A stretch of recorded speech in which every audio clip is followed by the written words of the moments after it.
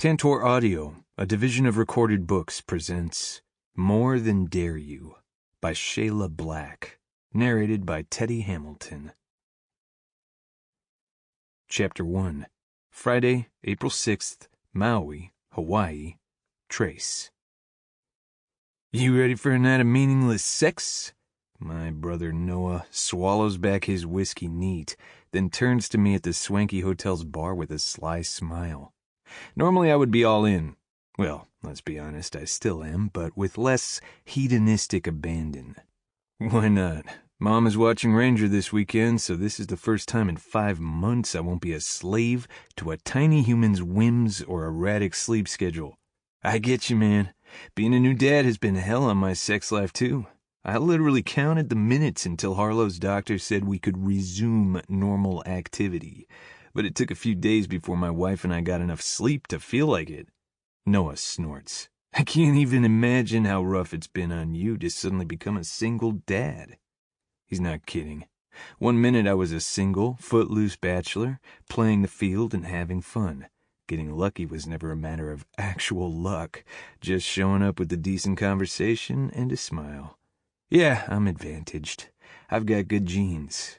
My job as a charter boat owner-operator helps me keep fit. I grew up the less sports-inclined younger brother to a local football god, who eventually turned pro and made a shit ton of money. So if I wanted to score off the field, I had to be creative. I learned charm. Flirting is like breathing, and I usually do all right. Or I did. But ever since learning that I fathered a son during a drunken one-night stand, and Ranger's mother giving me permanent full-time custody, my life has been upside down. I've been living like a monk. I'm so out of practice, man, I'm worried my parts are rusty. My older brother laughs. I'm sure your hand has ensured your parts work just fine.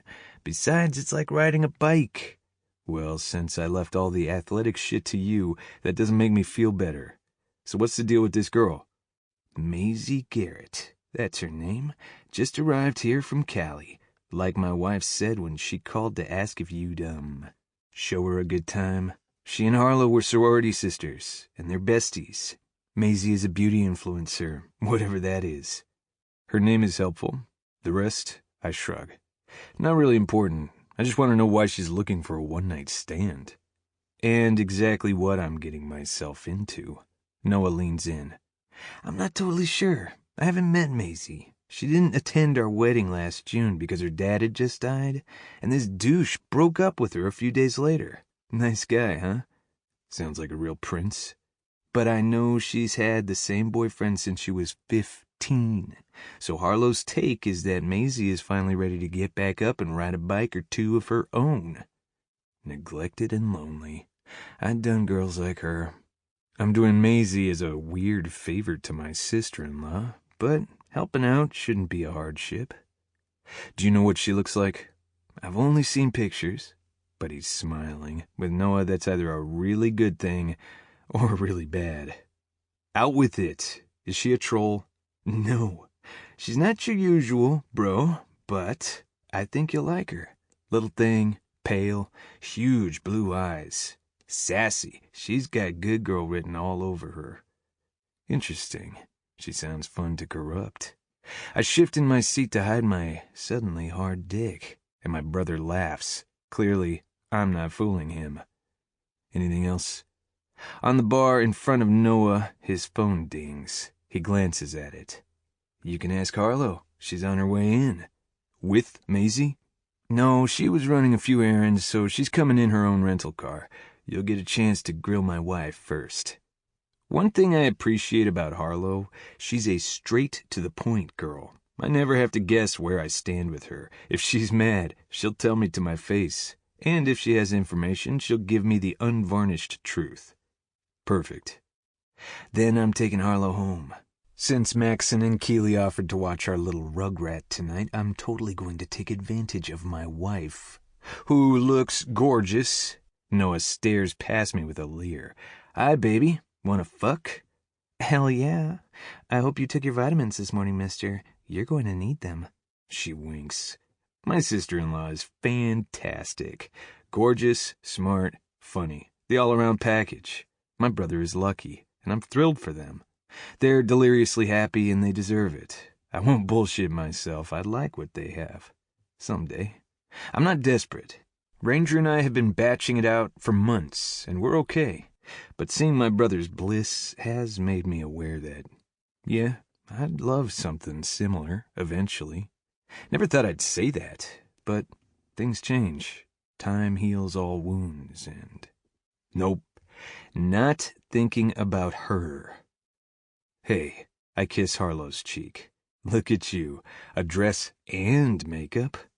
Right? I finally don't look like a sleep-deprived new mom thanks to Masey. She's a magician with makeup, but that is her business. Anything I should know about her? Harlow doesn't mind that we get right to it. I'm sure my husband gave you the basics, but the important part is, she's really nervous. Why? I'm not scary or anything. She's just wanting a one-night thing, right? Yeah, she's looking to pop her post-Tom cherry with a man whore who can show her everything she's been missing. I told her you'd be perfect. I try not to let Harlow's words sting. Normally I'd grin at that description and own it. I can't deny that's who I am. Well, who I was. But being a dad has made me look at life more seriously. I have my eye on the future now. Not the endless pussy I can chase, but the actual months and years in front of me, and what I should fill them with. For Harlow, though, I'll do this favor and help her friend feel good. Sure. She winces. Sorry if I offended you. I didn't mean to. It's fine. So she wants to know what it's like to have someone other than Tom fuck her. Yes and no. Yes, she wants to know what it's like for someone other than the selfish douche she dated for 10 years to fuck her. Harlow leans in and drops her voice. But when Tom dumped her for a chick who masturbates online for a living, he told Masey she sucked in bed. It's not good for a girl's confidence. I don't know Masey, and I don't know Tom, but I'm pretty sure I know who the asshole is in this scenario. I'm sure it's not. 99 times out of 100, when some guy tells a girl that she sucks in the sack, it's not her issue. But Tom is probably one of those without a self-reflective bone in his body, and he can't see how he contributed to their lackluster sex life. I'm not expecting Masey to be the best lay ever, but I doubt she actually needs more than a few orgasms and a confidence boost. Even so, she wants to know what she could be doing better. If Masey is looking for pointers, that's easy enough. No problem. Anything else? There's a guy back home, apparently. Her hot neighbor. He asked her out right before she left home, and they plan to get together when she returns. Not that she thinks they'll hop into the sack right away, but better to be prepared, you know?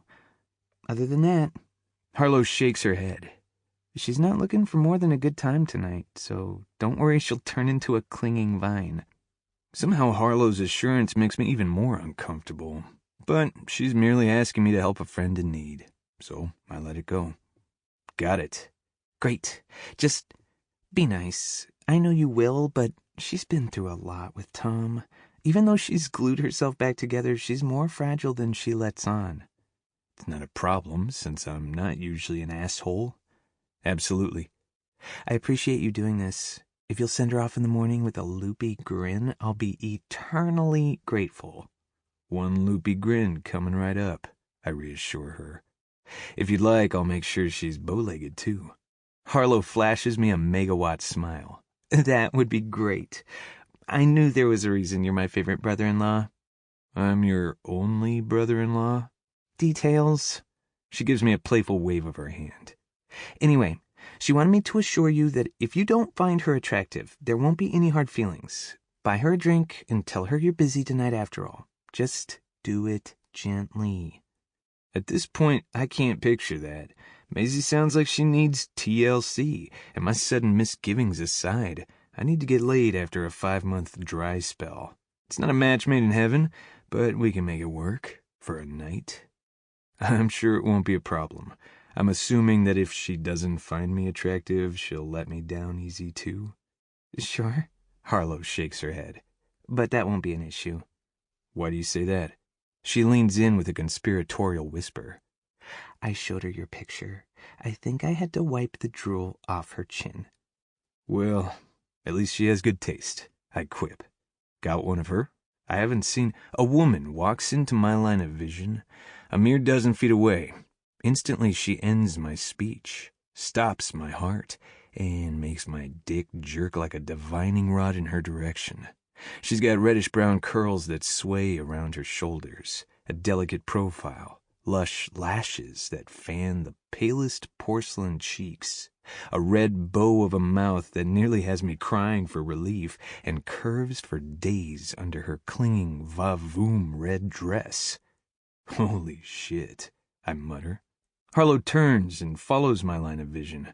When her gaze lands on the brunette, she flashes a smile. Masey!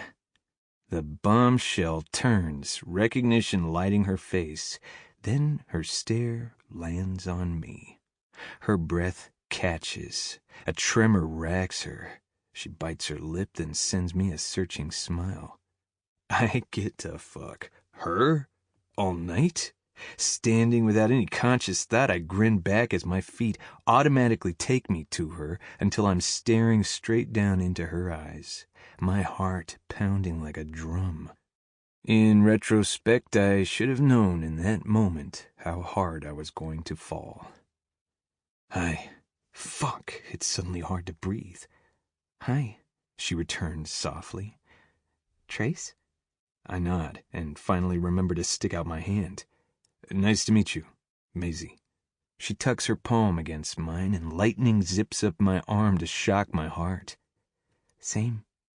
Damn, she's even more striking up close. Her big eyes are a deep ocean blue. They seem huge in her soft oval face. They convey innocence, just like the dusting of freckles on her nose. Then there's her lush mouth that says, fuck me hard, fuck me now. I'm totally happy to comply. Tonight is going to be beyond. I already know. Hello?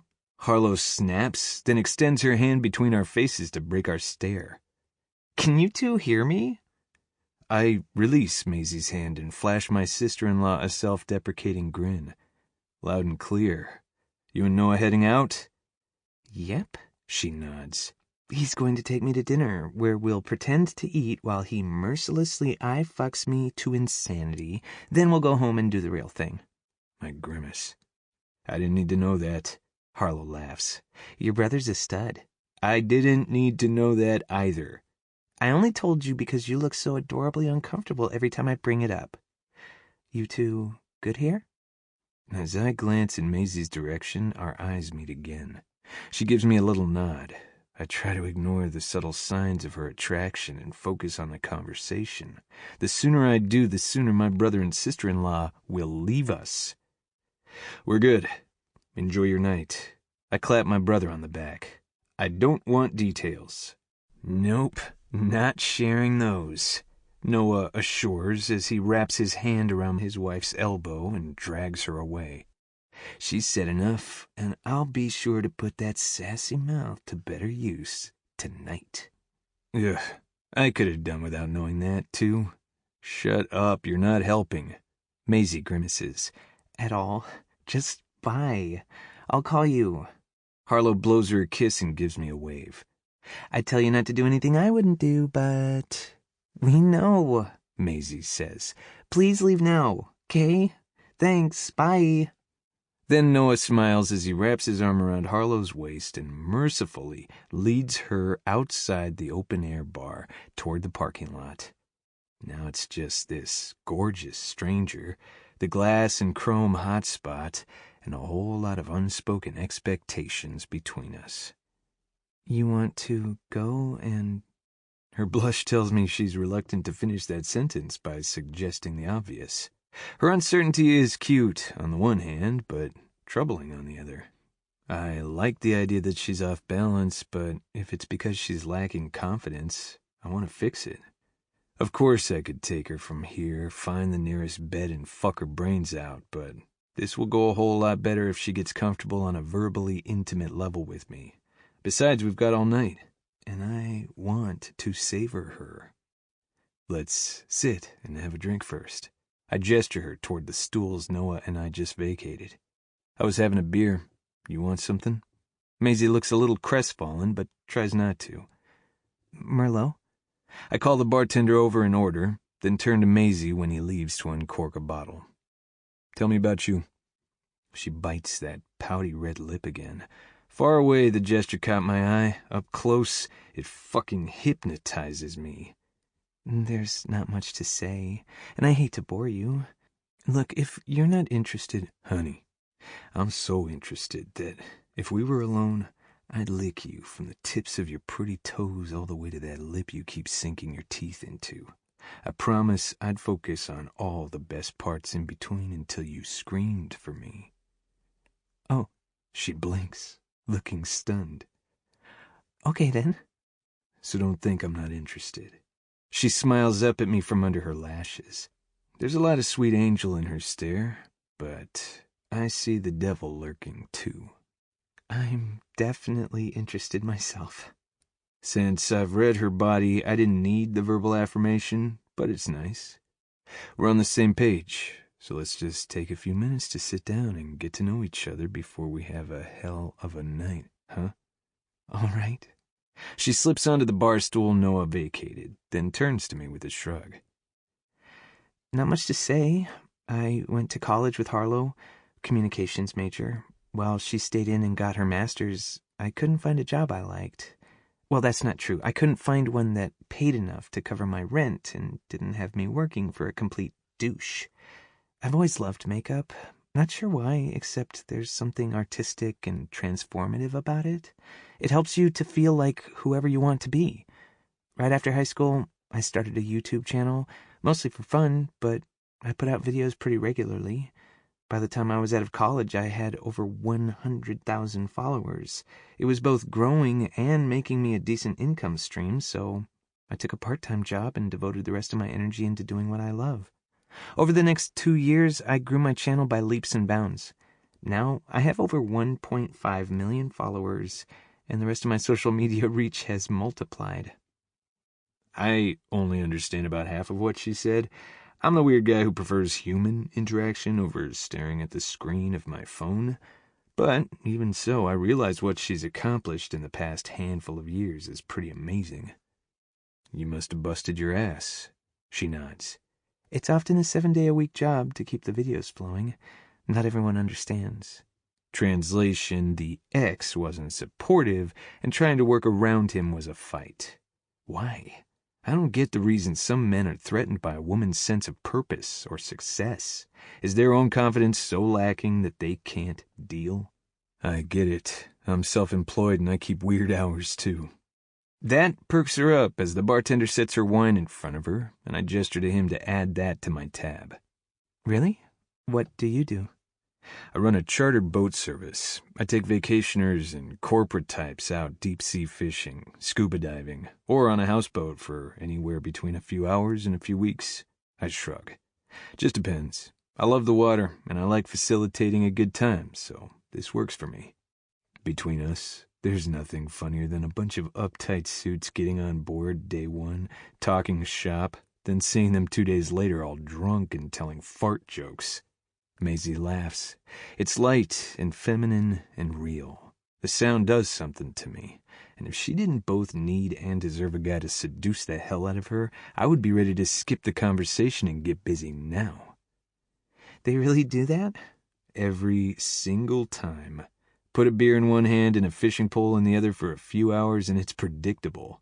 Families are interesting, too. You can see the ones who are genuinely close and appreciate the time together. But you can also tell the ones where someone, usually mom, insists they're going to have some togetherness, damn it. By the end of a week, I'm often texting my brother with my bet about who will turn axe murderer first. She winces. That sounds uncomfortable. You have no idea. I had to learn real quick how to dodge becoming the referee. I'm sure. Masey cocks her head and slants me a stare.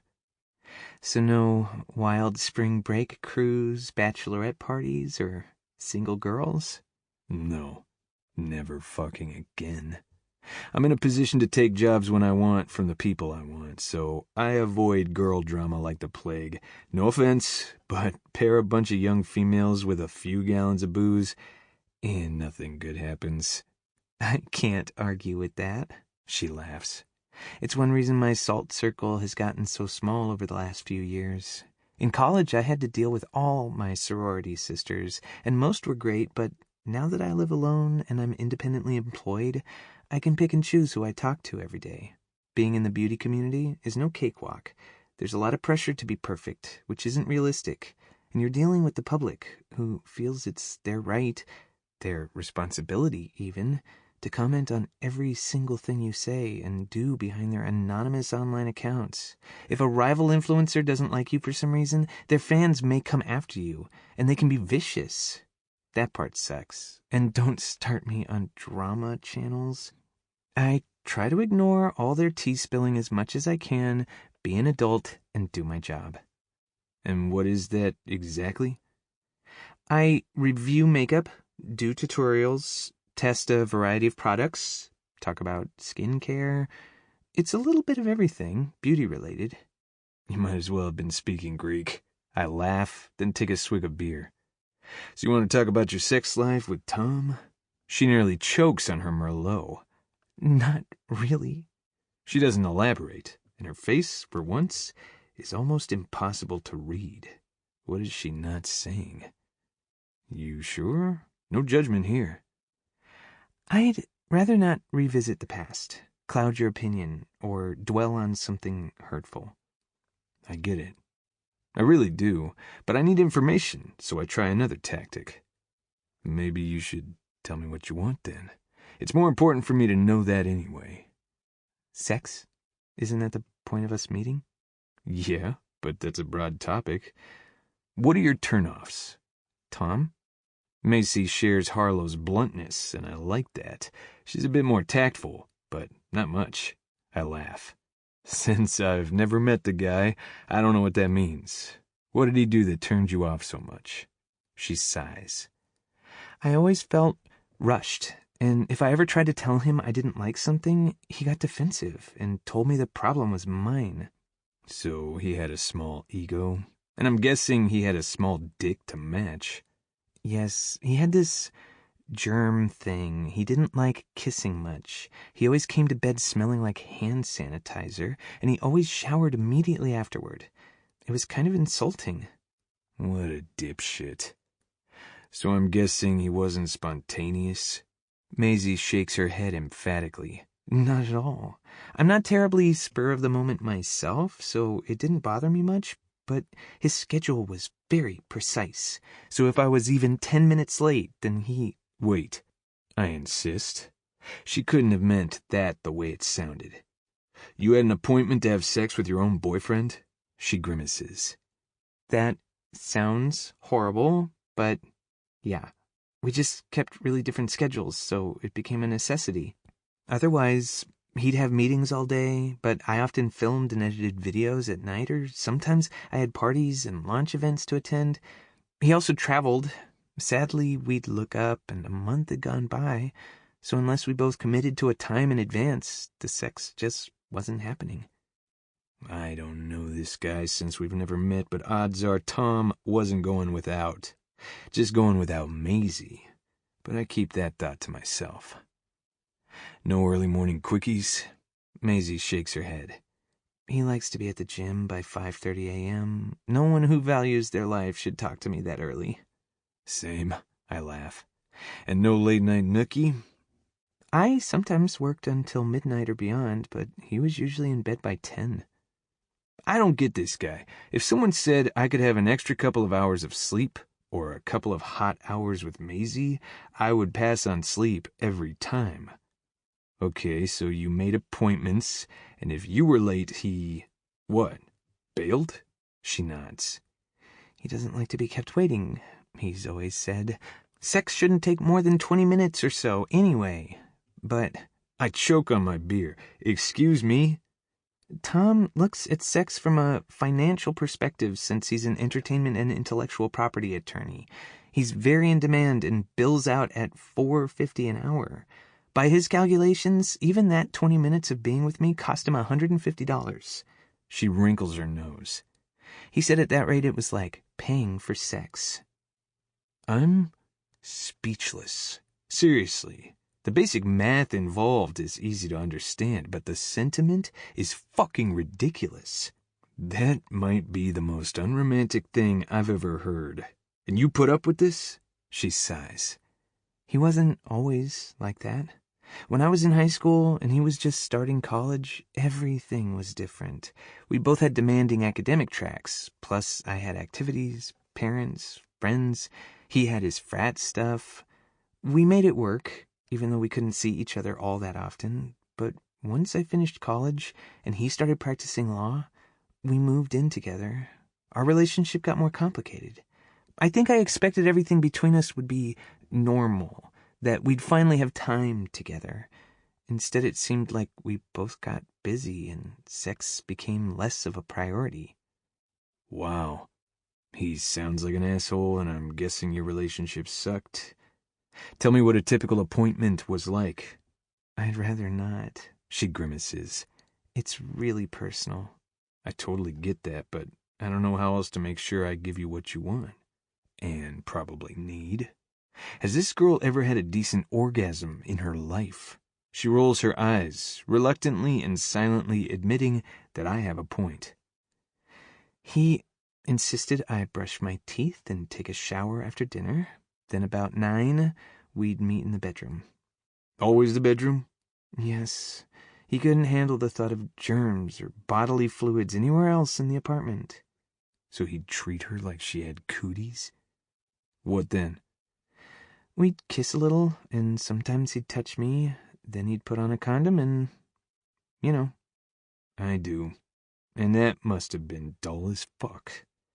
I take it he wasn't much for oral sex? Receiving it, sure.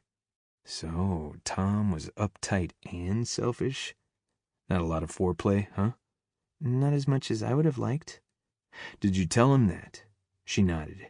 He told me I shouldn't be self-absorbed, and that what he did had worked for his former girlfriends. He doesn't just sound like an asshole, he clearly is one. Based on everything Masey said. Anal was obviously out of the equation. Hell, she'd never even enjoyed a raunchy fuck at midnight, much less wrung in a blissfully sated dawn. As gorgeous as she is, that's a total waste. Damn it. The more I talk about this, the more pathetic I sound, she grumbles. No, if he's the only sexual partner you've ever had... He is. And he's had others? A few. My guess is more than a few, but no sense in making her feel any more self-defeated than she does. Then in my mind, it was his responsibility to help you have the best experience you could. I think he tried. No, he hadn't. So what happened if you said you wanted to explore a different position? He preferred to be on top. Mr. Missionary, huh? Or you wore something slinky to bed? He thought lacy lingerie was low class and didn't suit me. He preferred me to be reserved, ladylike. Since he dumped Masey for a girl who masturbates on the internet, I'm calling bullshit. So you wore what before an appointment for sex? Bathrobe. That makes no sense to me, and I can't avoid shaking my head. The notion of Masey in something plunging, lacy, and see-through in the same shade of red as her dress has me sweating. What's the thing he did in bed you liked most? She doesn't even hesitate. Sometimes he would cuddle me afterward. The cuddling was better than the sex? Given what she described, I shouldn't be shocked, but holy shit. Thing you liked the least? He wasn't really into kissing. Not like deep, passionate kissing. He'd press his lips to mine, brush them over mine, and even nip at my bottom lip every so often. But he never... She winces like what she's about to admit is really difficult and embarrassing. Never what? French kissed me? There's no stopping the shock. Never? No. Not even once? No. Fuck me. This girl might not be a virgin in the strictest sense of the word, but she's distinctly inexperienced. If she's still game, it's my job. Sample complete. Ready to continue?